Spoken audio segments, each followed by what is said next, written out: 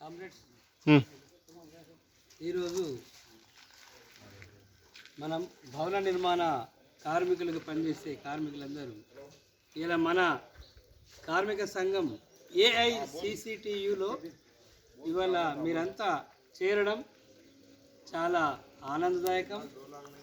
ఇవాళ ఉన్న కార్మిక చట్టాలు మన కార్మికులకు అనుకూలంగా కావాలని చెప్పి మనం అనేక పోరాటాలు సాగించవలసి ఉంది.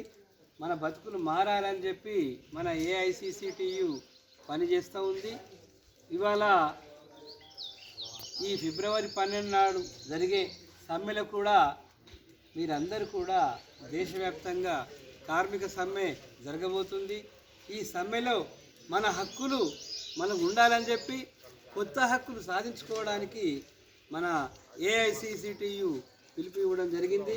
ఈరోజు ప్రధానంగా మన ఏఐసిసిటియు అనుబంధంగా ఉన్న భవన నిర్మాణ కార్మిక సంఘానికి కామ్రేడ్ మహమూద్ గారు అలాగే వాళ్ళ అనుచరులతోటి మన ఏఐసిసిటికి రావడం చాలా విశేషమైన రోజు.